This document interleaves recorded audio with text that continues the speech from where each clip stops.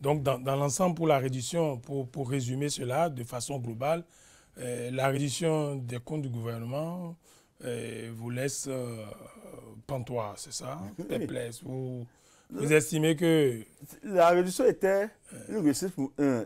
Ils ont fait peut-être cette campagne de réduction, mais ça, on a plus gagné, on a eu un gain beaucoup plus positif de ce qui s'est passé. Parce que ça a montré leur derrière. Ça permet aux populations de comprendre que rien n'a été fait pour eux. Alors que tous les jours, on entend un point obligataire des dépenses, des prêts qui se font. Pourquoi vous pouvez comprendre? Je le dis et j'aime toujours. Il faut que les populations le sachent. De 1960 à 2016, les dettes du Bénin étaient de 2100 milliards. De 2016 à 2023, ces dettes sont allées à 6500 milliards.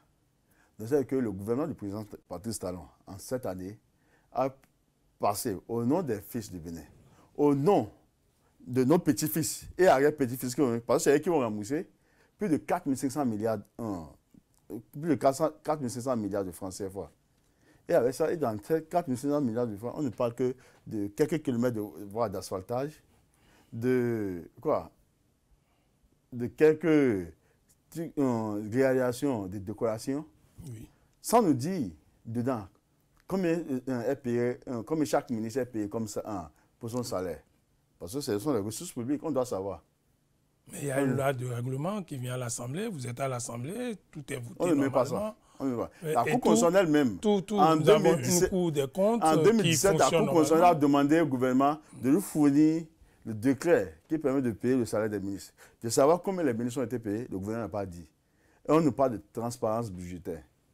Nous avons dit l'opacité qui règne au sein de ce régime, qui veut que les autres appliquent les lois à 100%, mais qui ne l'applique jamais. Donc, c'est vous, les 4500 milliards servent à faire quoi?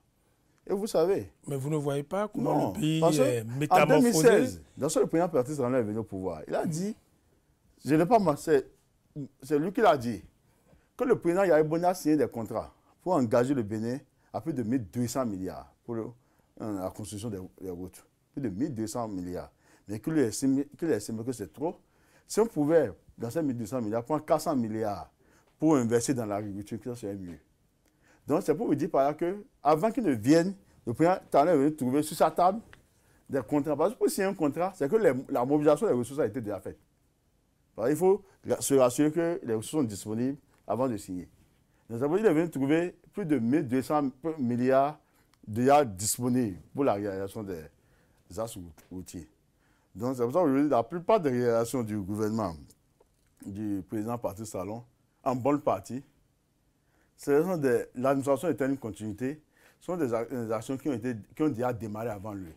Mais qu'est-ce que lui-même a pu négocier? C'est de ça qu'il s'agit. Mais ce n'est pas le point de vue de votre collègue, l'honorable Gérard Benonchi, que nous avions reçu ici dimanche passé. Je profite pour saluer l'honorable Gérard, président de la Commission des Finances. Et profite pour lui présenter les condoléances parce qu'il a perdu sa maman. Donc, j'aime l'appeler depuis ce jour le jeune orphelin. Oui. Mais je dis, il n'a fait que jouer son rôle parce qu'il est conscient que c'est difficile. Que les contrats, pour signer un contrat, c'est que le financement est déjà disponible avant que les contrats ne soient signés. Si le président Patrice Talon même le dit, ce n'est pas que quelqu'un d'autre, c'est le président Patrice Talon qui l'a dit, qu'il a trouvé 1200 milliards de contrats déjà signés pour engager le Bénin dans la réalisation des infrastructures. Et mieux, aujourd'hui, depuis 2-3 jours, on nous parle de très très bientôt, il y a un hôpital qu'on va ouvrir à Calavi, en face de l'hôpital de zone, construit par la société Bouygues en France. Mais on ne nous dit pas que le processus a démarré au moment où le Premier ministre Lionel Zinsou était Premier ministre au temps de Yahi. Les premiers contacts, c'est le gouvernement du Premier Yahi Boni, en plus encore, qui les a invités, qui a démarré les discussions avec eux, et le président Patrice Talon est venu terminer pour signer le contrat. Donc, ça veut dire que c'est une vision, une bonne partie des visions du président Yahya Boni en ce qui concerne la réalisation des infrastructures que le président Patrice Talon n'a eu qu'à appliquer. Donc, il n'a rien de nouveau au soleil.